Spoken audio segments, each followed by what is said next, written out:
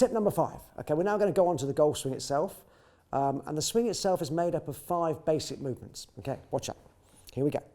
The 5 movements are the takeaway, which is from the start point back to waist height. Okay. The second movement is the hinging of the wrists, and the third is the turn of the shoulders. Okay. On the downswing, you pull down with the arms and drive through with the hips. So it's arms down, hips forward, spin through, and face the target. Okay. All I'm trying to do with everyone is get those 5 basic movements within the margins, and there's big margins there. It doesn't have to be perfect. And if you get those 5 basic movements within the margins, you'll have a consistent swing, good strike, small dispersion, you can play golf. Okay? You'll have your own little idiosyncrasies within those margins, which will make up your swing different from mine, from everyone else's. That's fine. Okay?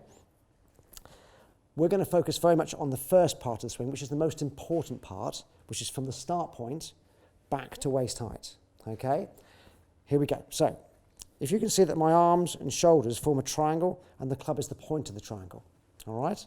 From there, what I want you to do is try and retain that triangle all the way back to waist height. Okay?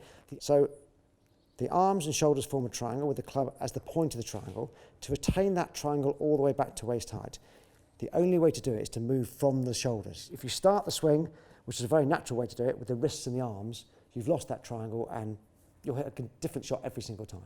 Okay?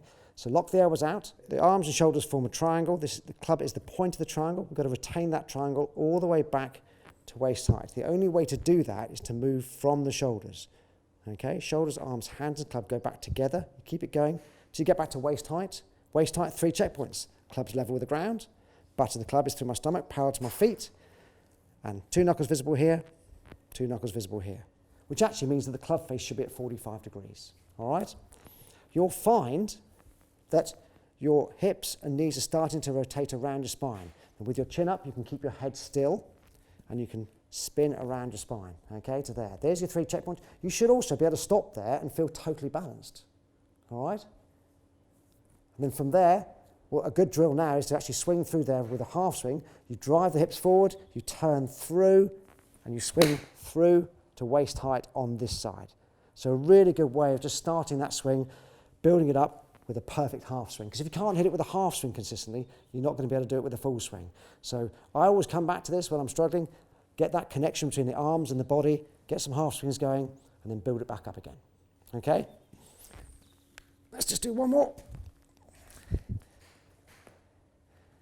So from here, shoulders, arms, hands and club, brush the club back on a slight, gradual inside curve, 3 checkpoints, level with the ground, through your stomach, knuckles the same, drive with the hips, turn through and face that target here.